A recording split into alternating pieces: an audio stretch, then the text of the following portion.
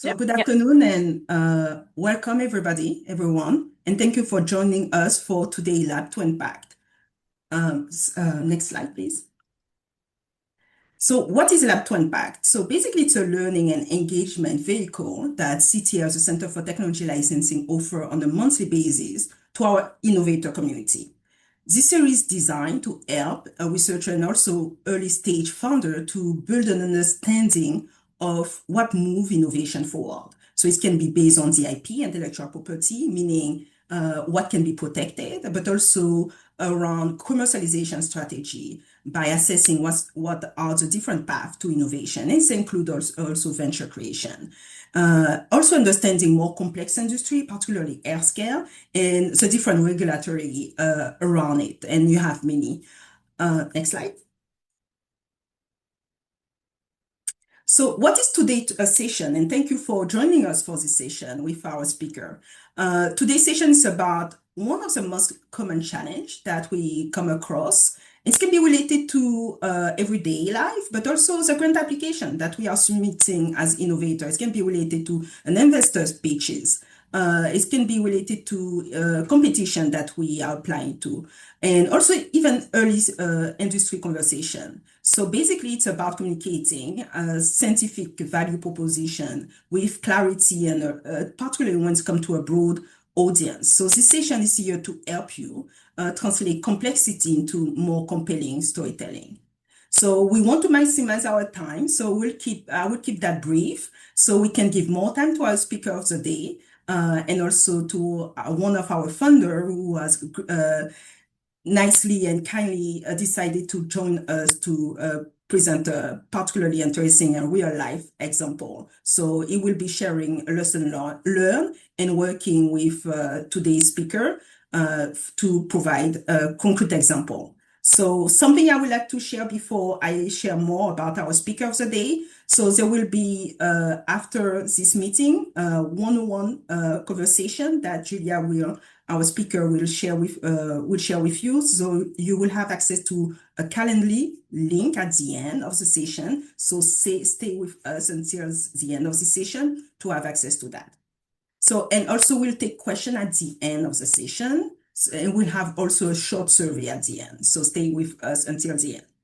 So now let's welcome our speaker of the day. And we have the privilege to have Dr. Julia Feliz, that is a trained scientist, but also a communicator.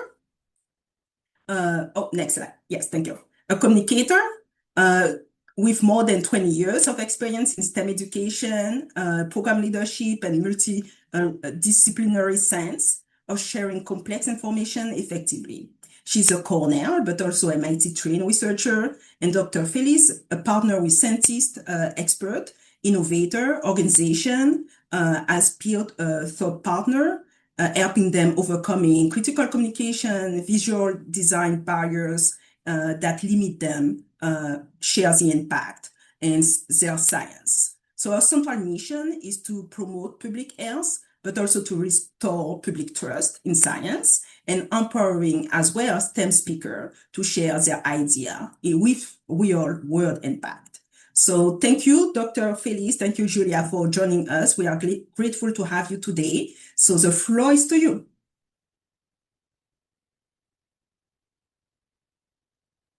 Thank you so much, Linda, for that introduction and for welcoming me to speak with you all today. I'm really excited to be with this group because we all share the motivation to translate life-changing innovations into real-world impact, and we get to spend the next hour talking about how to do that. As Linda mentioned, I have some office hours, some limited slots available on Monday for those that want to chat about their goals one-on-one. So Chris will send out a sign-up link later on.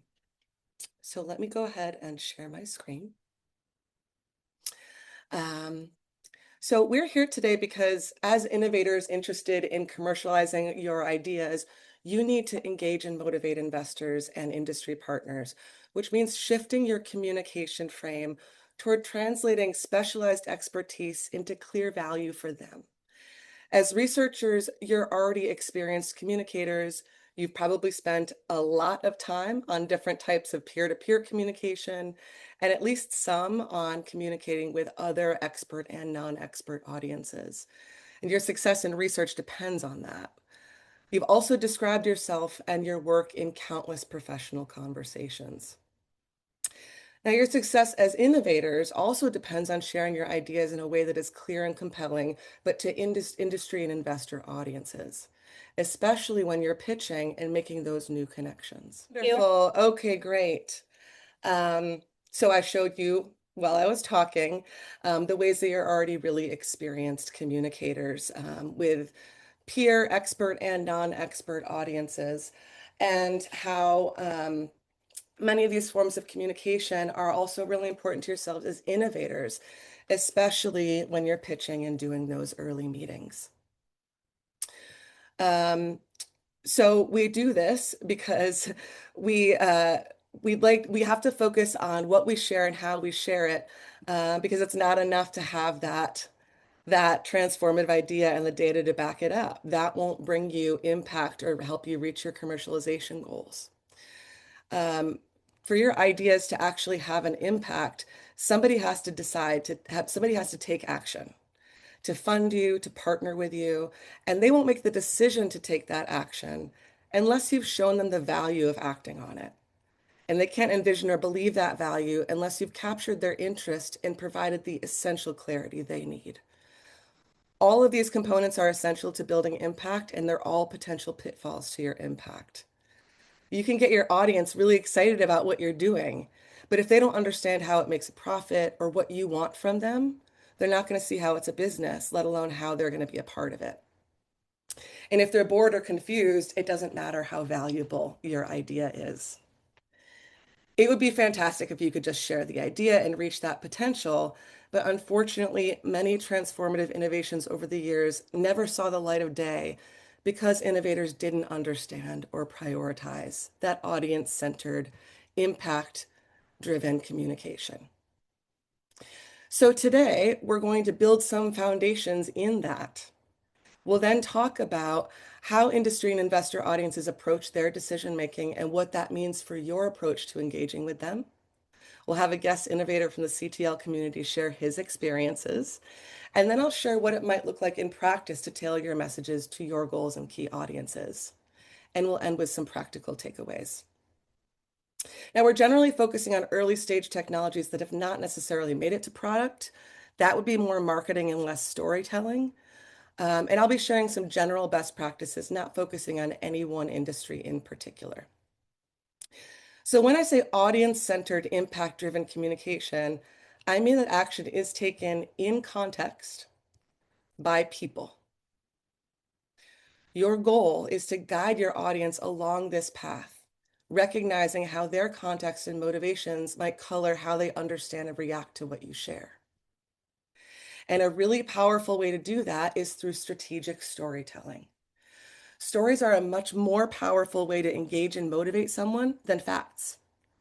The idea of storytelling can be uncomfortable to scientists and engineers because what that word conveys feels like the opposite of how we were trained to communicate. But I don't mean fiction or losing the important facts. In fact, I would argue that all science communication, even the driest manuscript, is a form of storytelling. You've got the storyteller, you, bringing your specific knowledge, perspectives, and goals, and the language that you tend to use. And you have an audience or reader who brings their own. You use a platform, a paper, a presentation, an interview, a book, often with a standard structure, to reach them and show your audience or reader where your goals align with theirs and what you think they should do next. But when it comes to engaging investor and industry audiences, you really got to lean into that narrative, interpersonal nature of storytelling. That's essential. And a powerful and fundable STEM story is built on scaffolding. You first need to identify your goals. What is it that you want out of engaging with commercial audiences? Those goals guide which audiences you want to reach and how you might create messages that resonate with them. You also need to plan for your platform, for example, a pitch presentation, and create visuals that are clear, informative, and engaging. So today we'll just touch on pitch strategy a bit. This isn't a pitch development seminar, and we won't really have time to talk about visual and data design, so I do hope I can support you in those goals down the road. We'll mostly focus on audience messaging and storytelling, but we can't start without talking about your goals. An important question for all of us as scientists, I think, is what is the impact I want to have with my work?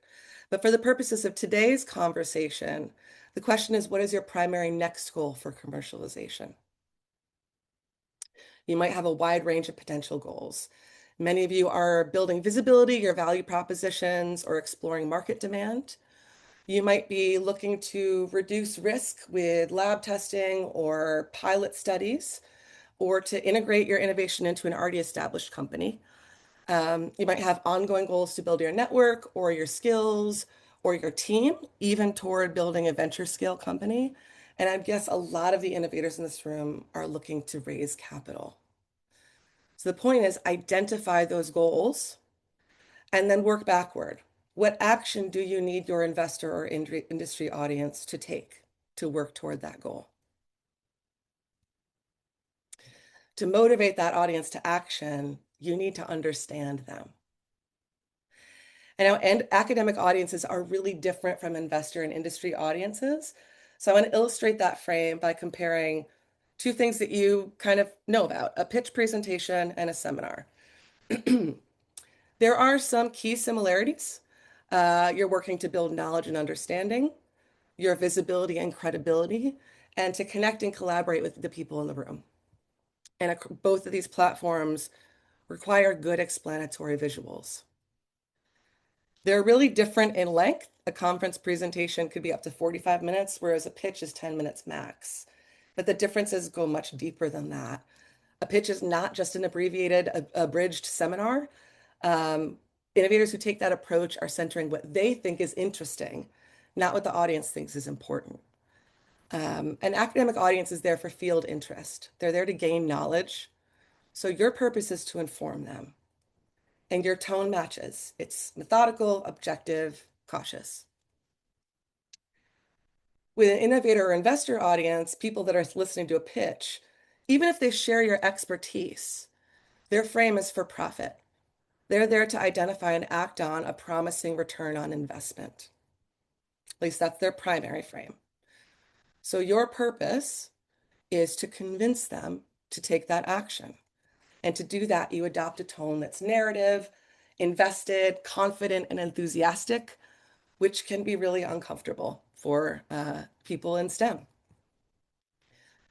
So the last slide was a generic comparison between academic and industry audiences. You know you actually have a wide range of academically framed audiences and that you tailor what you share and how you share it to each group. Like you might give a presentation to any group on this list, but it wouldn't serve you well to give the same presentation to all of them. Similarly, the same is true when engaging with industry and investor audiences. Those are also diverse in perspectives, contexts, and goals. And just as with your academic audience, your success depends on tailoring what you share and how you share it to where your goals and theirs align. And that's because while you create your innovation, your audience actually creates your impact. Sharing custom value propositions helps you motivate diverse investors. Showing how your value is relevant to their specific context builds your credibility in their eyes and promotes meaningful engagement. While using the same approach across all these different industry and investor audiences, you're going to have critical mismatches with at least some of them in priorities, and you're going to be limited in your ability to address their questions and concerns. Remember, your audience is actually creating your impact.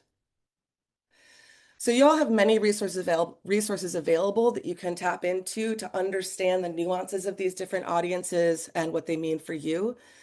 The focus of today's session is how to use targeted messages and stories to reach your specific audiences. So we're just going to touch on a handful of audiences that are relevant to many in this group to illustrate that thinking process. And I'll be sharing some key details about these audiences just to inform that process of tailoring your message. On brand for this session, we're going to kick off some of that skill building and those practical examples with some conversation and storytelling. I'm really happy to welcome my colleague and yours in innovation, Terry Bates. He's a fellow Cornell researcher and innovator here to share his experiences. And I'm going to say no more so that also on brand for this session, Terry can introduce himself. So, Terry, do you want to hop in, unmute yourself, and tell us who you are and what you do? I'm going to stop sharing my screen so that you can, folks can see your face. Awesome. Yeah, thank you for the introduction. My name's Terry Bates, and I am an analytical chemist. And I now have to add founder to that profile. I mostly just say I'm an analytical chemist. But my background is in identifying and measuring extremely small amounts of chemicals. So parts per trillion, parts per quadrillion level things that I identify and then measure. And so during my master's and PhD and then in industry afterwards, I used a lot of clunky and super expensive workflows. And those seemed unnecessarily complex. And so I took an idea that I had during grad school and started Quantera. And so we're building like cutting edge sample prep tools that help you get answers a lot faster with a lot less solvent. And so hundreds of millions of these are performed every year, so it's a pretty large market and very diverse to serve.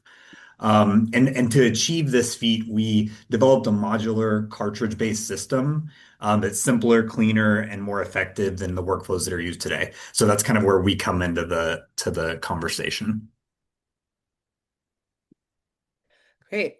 So you said that you had this idea in grad school. How long ago did you start talking about Quanteras as a company to industry and investor audiences, and how has that introduction changed over time? Yeah. So about a year ago, I started really talking to these audiences. And it's been a bumpy road because I was so excited, and I still am so excited, kind of in the way I think that like a lot of young professors are excited to share everything that they know when they're directly out of grad school. They've spent so much time being immersed in the subject that you just want to tell everybody all these cool things that you've learned and that you know. And I think most of us have had some experience with a professor like that. And that despite like their good intentions, you end up losing your audience, which is often students.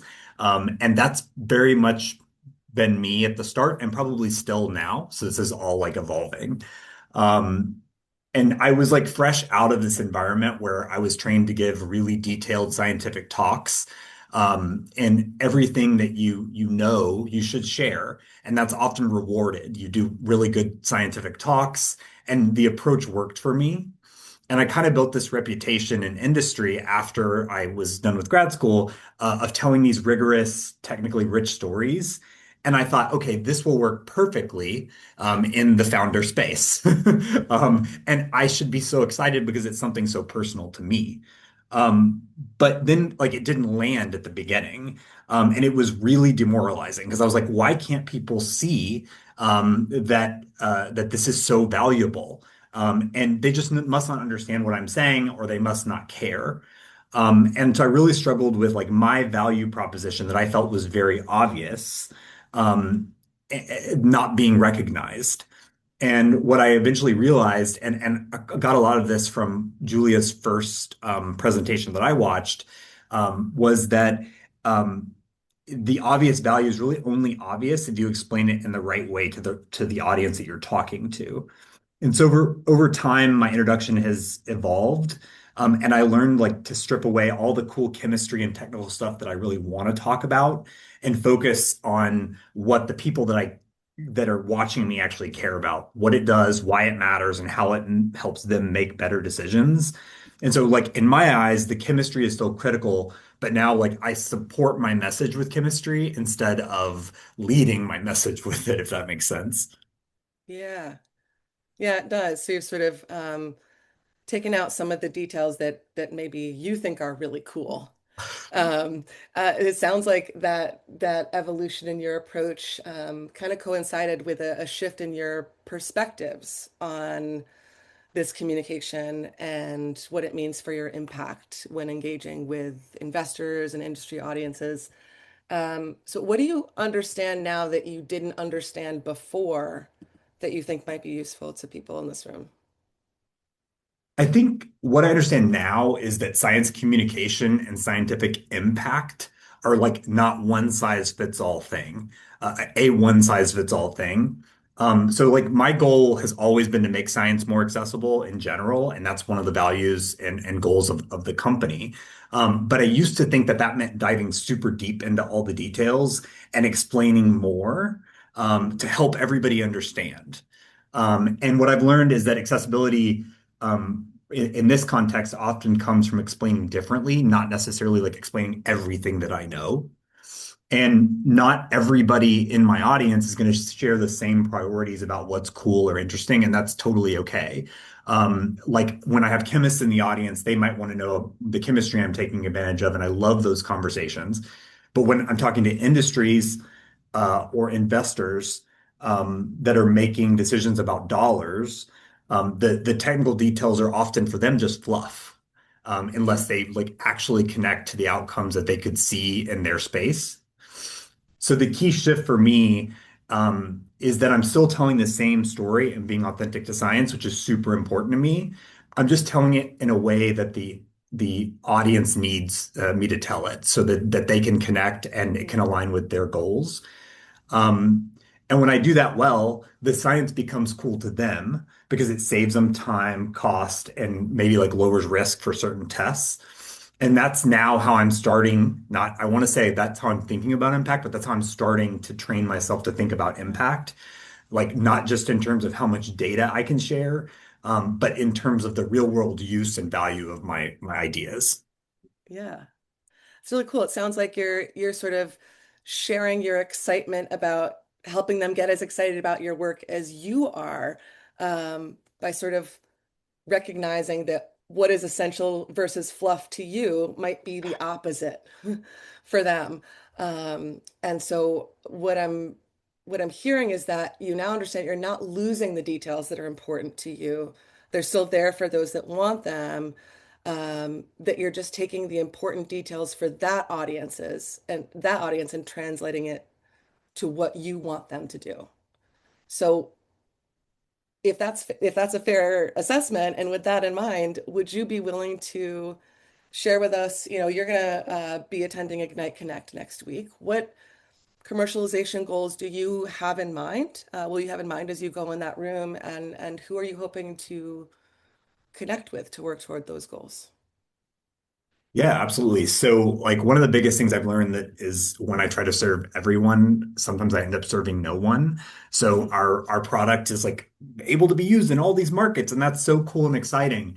And that's really difficult for us to distill down our message because it is applicable to so many markets. So, for Ignite Connect, my focus has really been on telling a focused story around like a very small market that we are going to enter initially, and making it really easy to understand what we're doing and why it's important.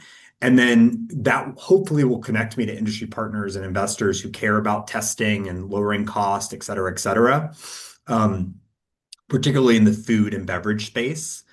And so the goal is to build the traction in those early markets first. And I think if we do that in a really intentional way, by participating in things like Ignite, then we can begin to expand to those other markets more easily.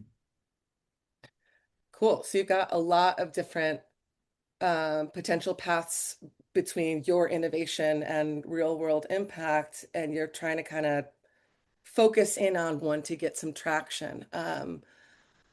With that goal in mind, how do you think you might adapt your messaging for your audiences at Ignite Connect?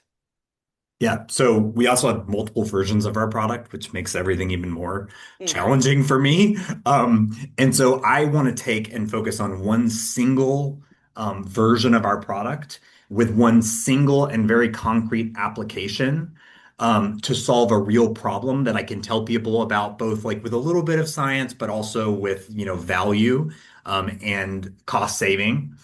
And instead of talking broadly about what Quantera can do, I'm just going to tell that one clear story that demonstrates the utility of the tech. And my hope is that when I ground the conversation in the real use case, and one that's relevant to this one kind of part of an industry, people can see how it applies to their own challenges. And then if they can draw those parallels themselves, I think Mm. the value will become even more tangible and memorable than if I tell you. Yeah. So you're starting by connecting it explicitly to the person you're talking to, Right. and then other possibilities and questions can unfold from there as it makes sense. That's great. Well, I'm excited to hear how that goes. It sounds Yeah. like it'll be an exciting new chapter. Thank you. Terry, thank you so much for spending some time and sharing your experiences with the group. It's sure it's really valuable to hear from a peer why and how you prioritize centering your audience and what they find valuable when you're connecting with them. Thank you so much. Thank you. Yeah, absolutely. Um, so now that Terry has offered some personal perspectives, we're going to jump back in and think about what this looks like for you. So you have your goals in mind, and you know who you're going to talk to. Next, you've got to translate those facts that you have that are relevant to them into messages that will resonate. So what does that actually mean? With investor and industry audiences, our usual academic approach, which is comprehensive, chronological, informational, that doesn't land. You get a lot more attention and traction with a narrative approach. And this is where you select information that is meaningful to your audience and present it in a way that is engaging and resonant to them. Your goal is to identify what they will think is most exciting, relevant, and actionable. What are the key ideas that will help them see their place in your growth? And it's critical to understand that messages and facts are not the same thing. A fact is just a thing that's true. A message is an inference, a targeted takeaway, an impression that you want them to remember and act on. Kind of a parallel in the academic communication world is that your results section is just the facts, but your discussion section expands on those facts with key takeaways. What did we learn from these facts? What do we think is important for you to know, understand, and do next with this information? So we're just amping that up when we're talking about investor and industry audiences. Another key frame for how you share information is the order you share it. Academic audiences versus industry and investor audiences, they want different things. Academic audiences want communication like a funnel. You get all the background. At the dawn of time, this disease started. And then the details of how you went about investigating it, how we found, and then eventually at the very bottom, a cautious conclusion. Manuscripts, presentations, posters, they follow this structure. Everyone else in the world, especially into industry and investor audiences, wants information in the opposite way. I want the bottom line first. If you hook me in, I'll stay to hear the highlights. Okay, fine, now I want the details. Think about a news article. The headline is first. That's what brings you in. Then you get the key details, who, what, where, when, why. And then you get into what is the context around this? What are the implications? What are the next steps? So we'll come back to what this means in practice, keeping that reverse funnel in mind. But I want to talk a little bit about storytelling. What does storytelling look like in STEM communication and in with these particular audiences? It shows up a lot of ways. You might be thinking of a founder telling their personal story of inspiration or a customer's impact story, and that can be really powerful. You might also, while you're pitching, tell a before and after story of a hypothetical end user. or share your vision of what an industry could look like with your invention incorporated. But storytelling can also happen in the 2 sentences it takes you to introduce yourself or your idea. And a framework I love for telling a concise, compelling science story is the ABT framework, which stands for and, but, therefore. I'll just give you an example. California is burning, and NASA's airborne sensors assess the damage to the landscape. But they're flown at 70,000 feet where the atmosphere is very thin. Therefore, engineers came up with cool solutions to protect the pilot, sensors, and data. In 2 sentences, you've described the problem, its scope, a critical obstacle, and your solution. And you're incorporating key storytelling elements. If you look in here, you'll see vivid sensory details. You can almost feel the fire, the atmosphere. There's a human story. There's a pilot, there's engineers, there's people on the ground in California. There's real stakes. And there's promising heroes. So when you're pitching, remember that the promising heroes in the story include you and the person you're trying to engage. Your audience is also a hero in the story if they partner with you.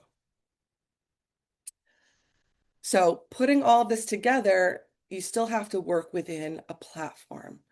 And coming up to Ignite Connect, you're going to be mostly thinking about pitches and introducing yourself to new audience members.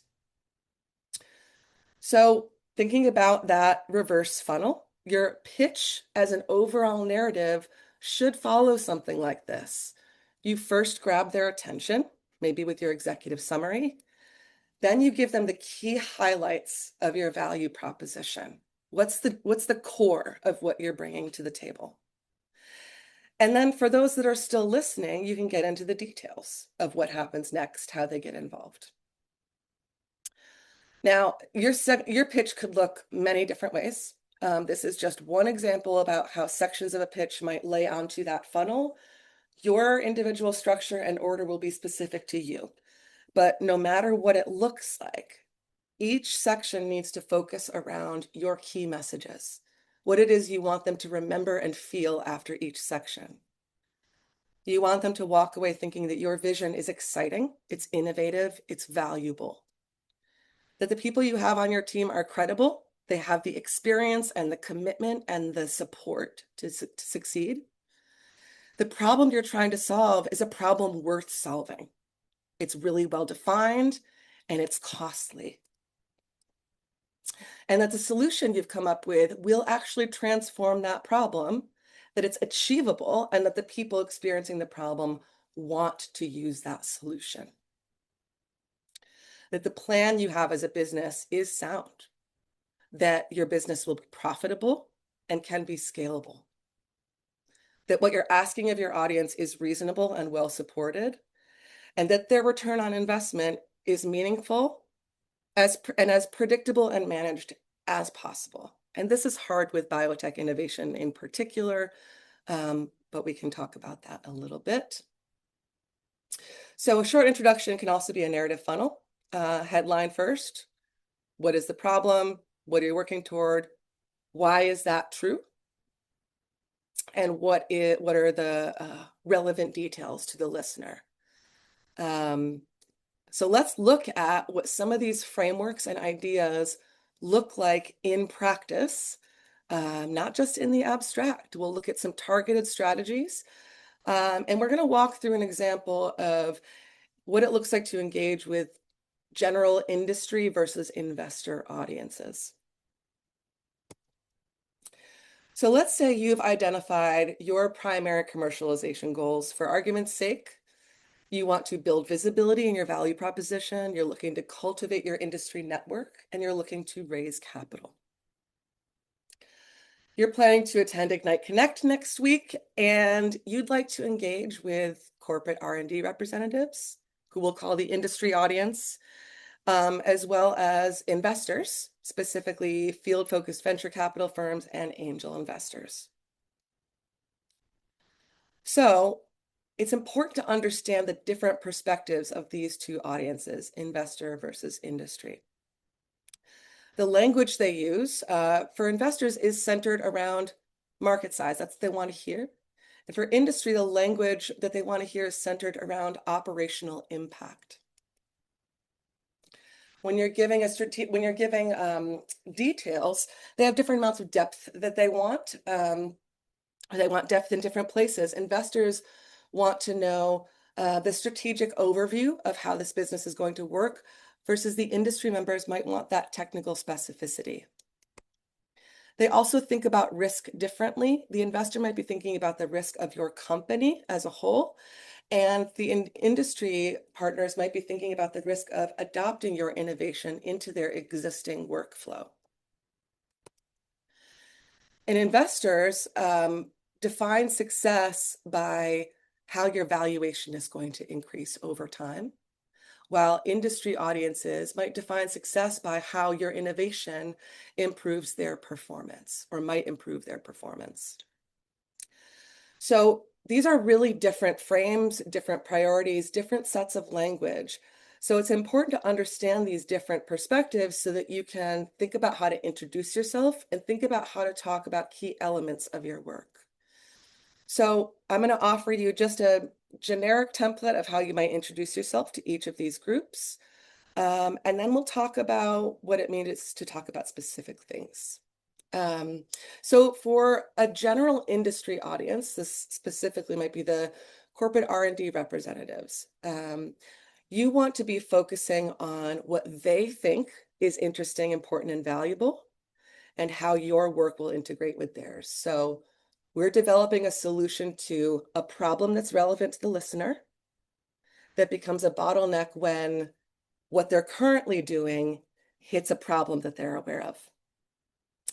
Explain how your approach builds on something that they already and integrates with something that they already do, and how you don't want to disrupt what they're doing. And you're ending with a goal of what it is you're trying to do. So just in these few sentences, you've given them a custom value proposition. You've addressed their concerns, which have to do with integrating into workflow and performance. And you've also shared what your current stage and goals are relevant to the action they might take. Now, for an investor audience, again, they have a really different frame. They're looking to invest in the scalable profitability of your company rather than integrating your technology. So with this frame, you're starting with the market size, the market demand, the market problem, and how your solution actually meaningfully improves that outcome in a way that matters commercially. Then when you're sharing your goals, you're focused on milestones, de-risking the opportunity for your company, and setting you up for scalable growth.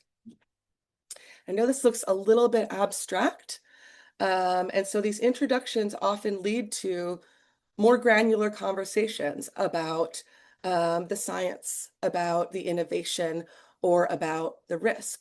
So let's take a look at that in a little bit of detail and show why we might frame things differently. So when you're talking about the science itself to these two audiences, again, even if these are people that share your level of expertise, what they're listening for and will act on is different. So investors want to know conceptual selective information, less interested in the technical details, but the industry audience wants much more implementation-aware technical information. Investor wants to know how your company compares against others. Industry wants to know how your innovation compares to their current solutions. They're listening for your competitiveness, your ability to integrate. And this is where a lot of innovators end up going off the rails a little bit. For an investor audience, just because something is new, it's innovative, it's exciting, doesn't mean it's valuable to them as an investment opportunity. In an industry audience, if your innovation isn't ready to integrate into their system, into their workflow, then they don't want to partner with that yet. So you want to be realistic about where your stage is. So a general approach might be unlocking value versus comparing to the systems that they have. And just an example of what that quote might look like: the breakthrough over here compared to other companies, and the performance relative to current benchmark for the industry audience. When we're talking about the opportunity, we have different types of opening hooks. That first headline that pulls them in. Industry wants to focus on the problem they're feeling. The investor audience wants to know what's happening in the market. I will share these slides and recording these. You can also look at these in more detail yourself. But this is helping you understand what it is they're looking for, what they might be asking you, and the signals that can show them that you are ready to partner. Investors want market scale language, and the industry wants to know that you're familiar with their workflows and constraints and have thought about the impact of your innovation on their work and how you might start that. Finally, risk. Investors and industry audiences will want to talk about risk, but as I said, in different ways. The risk of the company versus the risk of adopting your technology. They'll be listening for the investors, clear strategies to mitigate the risk to the company, versus on the industry side, they're going to be looking for evidence, testing, failure modes to show that your innovation has a reasonable chance of actually coming in and improving their system. And so you will frame right out front, here are the risks. Don't hide them. It shows that you understand them, but also show how you're planning to address them or answer questions about them. So these are some granular insights into how these audiences might think differently about science, about innovation, and about risk. So we went over a lot of things in this time. It's a bit of a fire hose of information. We talked about what audience-centered impact-driven communication is. We talked about how to understand the audience you might speak to, and frameworks and strategies that you might use to actually resonate with them, engage them, and motivate them to act. You also heard from Terry Bates, who shared why, from his perspective and in his experience, shifting your frame from the details that you think are essential and interesting to the essential information that they find relevant and actionable is actually critical for your success as innovators. It's a different way of understanding and reaching impact. So takeaway thoughts for you, and I'm going to have lots of time at the end for some, let's just take a couple of minutes. We made lots of time for some Q&A. I would love to hear your thoughts. But before we get to that, my overall message today, if you remember nothing else, remember that for your impact, you need to center your communication on the specific audience you're speaking to and the goals that you share with them. They don't have any reason to invest in what you do unless you make them believe that. I've provided some guiding principles and strategic frameworks for introducing yourself, telling your story in a couple of sentences, and thinking about how to tailor that to, for example, industry versus investor listeners. I also want to remind those that are pitching that when you create slides, use them as a reference point for your speech, not a script. If you can read off it, it's too much text. It's your slides, your visuals are working in partnership with you as a speaker. Practice, iterate, and repeat. I've heard this phrased a few different ways, but this is the one that stuck with me. On the doubtful, distracted, and drunk. If you can convince somebody that is starting from a baseline of being skeptical of what you're doing, Let's say you're that uncle you don't like, somebody who's distracted, pretend they're taking care of a little kid, and somebody who's drunk, their processing power is just lower. Can you simplify it? If you can make it clear to those different types of audiences, you're golden. After this, you're going to get a recording of this session, and I've also created a practical checklist for you. 5 different types of industry audiences, things to remember before you engage with them, as well as things to avoid when communicating with them. I've also, as I mentioned at the start, and as Linda mentioned, I've got some limited office hours available on Monday. Chris is going to send out the link to that in just a moment. I do have limited spots, so grab those if you want to chat. My goal in all of this is to empower you for success. We all want and need you to be successful in getting your innovations out into the world. And I do this work through STEM Power Studio. You're getting a little bit of a preview of a rebrand name change that's coming at the end of this month. So through this work, I offer consulting, evaluation, practical training, and custom design. And through this session, all of it, again, I want to be a supportive partner to you in your ecosystem. So reach out anytime. Thank you, Julia. Thank you for this great presentation, but also to Terry and for explaining and describing his process to go through. And thank you for the upload because she deserves the upload. It was a great presentation. Any question for Julia? I'm happy to go back and chat about anything else in detail. Rose, you have a hand raised. Please hop in, tell us your question. Yeah. First off, thank you so much for this Yeah, presentation. This was wonderful and super helpful. I'm so glad. My question is actually with regards to really the job market and specifically job talks for some of us who are going academic and trying to essentially pitch ourselves to universities and like specific research projects. Is there a specific Do you have any specific recommendations that we should keep in mind as we're prepping our job talks and presentations? I know that you covered a lot, but if there's anything where you're like, if there's anything really critical when you have these 40 minutes to present, you need to keep this in mind. Sure, that's a great question. And I really appreciate you asking it because um, if you're like me, it's sometimes hard to talk about yourself and your own value. It's a lot easier to talk about the value of an idea than it is to talk about the value of yourself. A lot of these same approaches, frameworks, ideas really apply to this context. What I would yes and there is find your support committee. I call it my steering committee. There are people that know you well as a professional, your collaborators, your colleagues. How would they describe you? If they like, they are probably much more willing to sing your praises than you are.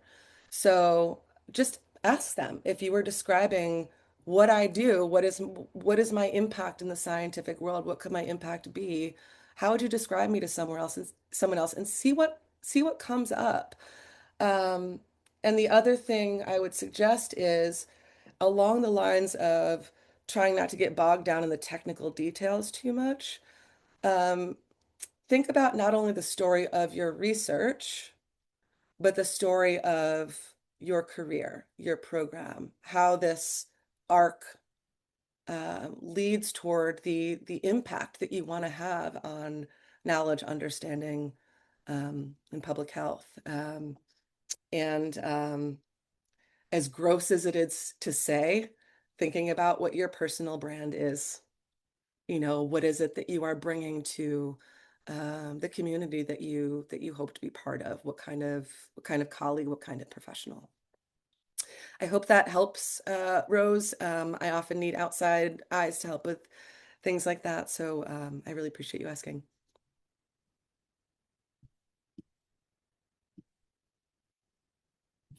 Mylin.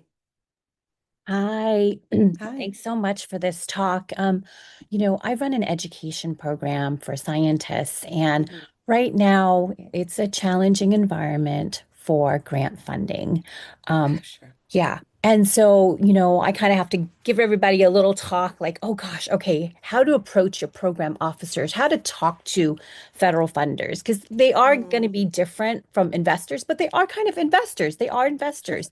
So, what's your advice like on that nuance, right? Like, Hmm. you know, how do you approach them? Because they are going to ride that line between the technical knowledge, right? But they're Yeah, also investing and there's like a business aspect to it. So yeah, what's the best way to approach that kind of conversation? yeah. Because I think a lot of times we tell our students like approach the program officer, talk to them, but a lot of them are like, I don't know, how do I do it? So what's your best advice Mm. for that? Yeah, thanks for that. Thanks for that question. And this is, I mentioned a couple of times, even when you have an audience member who shares your expertise, what you're sharing and how depends on your goals for sharing in that moment. And in this moment, your goal is not to share them all with them, all the things that they think are interesting, but share those technical details that are actionable for their priorities and their goals. So again, thinking about what are those core messages and what are the details that support those messages. And then there's the question about what is the message? What is it that they are prioritizing? Um, I wish I could give you answers and insights that scientists across the country and world are hurting for right now. I don't have them. I think the best thing that I can say I do is keep asking questions. Sometimes the best way to speak is to listen. Connections that you have in those offices or when you reach out to them, asking specific questions about things that they might be looking for or prioritizing, uh, things that might be affecting their decisions, asking open questions. And it might be something that somebody that's not that official program officer, but doing a little bit of customer discovery. And then in the process, you're priming them to know your name and what you're doing and to know that you are a thoughtful, engaged partner.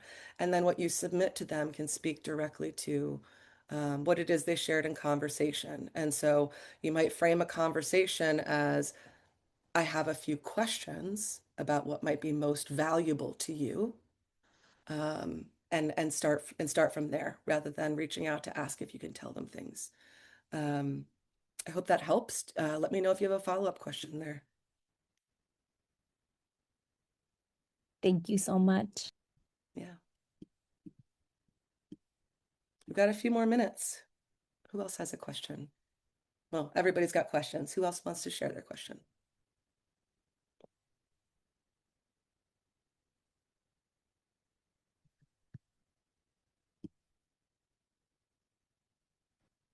Great.